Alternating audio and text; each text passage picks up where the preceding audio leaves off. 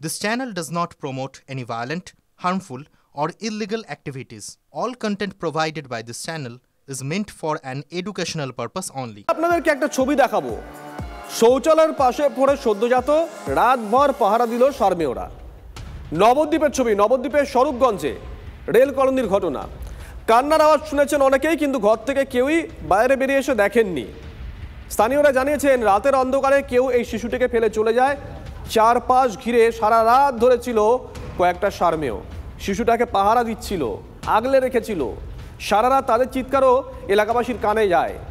Police সদ্যজাতকে উদ্ধার করে কৃষ্ণনগর সদর হাসপাতালে নিয়ে যায়। সদ্যজাতকে চাইল্ড লাইনের হাতে তুলে দেওয়ার জন্য পুলিশের পক্ষ থেকে ইতিমধ্যেই যোগাযোগ করা হচ্ছে। পাশেবাড়ি কাকিমা একটা বাচ্চাকে পড়াতে দিয়ে যাচ্ছিল, আসার পথে দেখছে কাকিমা আবার বলছে দেখো তো কি এটা, তারপরে আসে দেখে একটা বাচ্চা রক্তাক্ত অবস্থায় পড়ে আছে। সদ্যজাত বাচ্চা? হ্যাঁ, একদিনের বাচ্চা আর কি। আমাকে তারপর ডাকে, আমি এসে দেখি হ্যাঁ সত্যি। তারপর আমার বডি ঘুর থেকে উঠলো, উঠে বাচ্চাটাকে টুচে এবারে খাওয়ার জন্য এসে হচ্ছে, এবার কি খাওয়াবে, আন্দাজে কিছু খাওয়াতে পারবো না। তারপর প্রথম অবস্থায় হসপিটালে নেওয়া হলো। যেন আমরা যেভাবে রক্ত পড়েছিল, হয়তো আমরা ভেবেছিলাম হয়তো পাঁচিল থেকে ওকে ঢিল মেরে ফেলেছি। তারপর হসপিটাল যাওয়ার পরে ট্রিটমেন্ট করলো, নার্সরা বললো না এটা হয়েছে যে সেই রক্তটা আর কি, কাঁচা রক্তটা মাথার মধ্যে ছিল। দূরের থেকে তো আসবে না, আশেপাশে কারো না কারোর বাচ্চা হবে।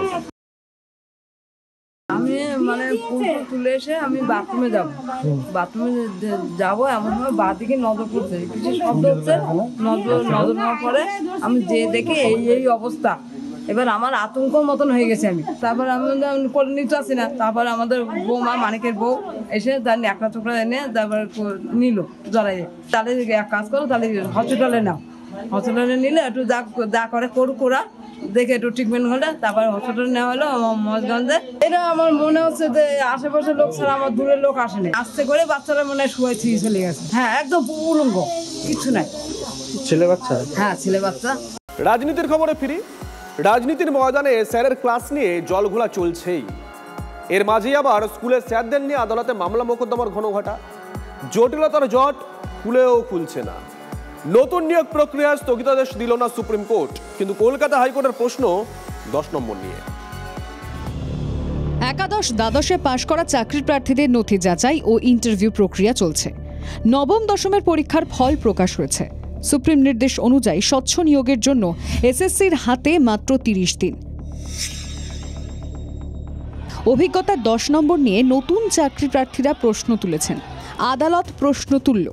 বিচারপতি অমৃতা সিনহার প্রশ্ন, একাদশ দ্বাদশের নিয়োগে নবম দশমের অভিজ্ঞতার নম্বর কেন? একাদশ দ্বাদশ নবম দশমে প্রাথমিক উচ্চ প্রাথমিকের শিক্ষকতার অভিজ্ঞতার নম্বর দেওয়া কতটা যুক্তিসঙ্গত? এই 10 নম্বর বাদ দিয়ে 90-এর মধ্যে যদি সিলেকশন প্রসেসটা হয়, অর্থাৎ এই 10 নম্বর উঠিয়ে দিয়ে বা প্রপোর্শনেটলি 100 করে দিন, তাহলেও হবে। এই 10 বাদ দিয়ে করতে হবে। এক্সপিরিয়েন্সের, প্রায়র টিচিং এক্সপিরিয়েন্সের নাম্বার দেওয়া যাবে না। সেটা যদি দেন এন্ট্রি লেভেলে, তাহলে কোনোদিন কোনো ফ্রেশার্স চাকরি পাবে না। বিচারপতি অমৃতা সিনহা দাগিদের লিস্ট প্রকাশ নিয়েও কড়া বার্তা দিয়েছেন। 7,293 দাগি প্রার্থীর নতুন তালিকা প্রকাশ। প্যানেল বহির্ভূত র্যাঙ্ক জাম্প সহ বিস্তারিত তথ্য থাকতে হবে তালিকায়। যাদের ওয়েমার মেলেনি তাদেরও পূর্ণাঙ্গ তালিকা প্রকাশ করতে হবে। আদালতের পর্যবেক্ষণ, 7,293 প্রার্থীকে অযোগ্য পেলেও 3,512 জনের তালিকা প্রকাশ করেছে এসএসসি। সূত্রের খবর, বারবার মামলা নিয়ে এসএসসি বিরক্ত।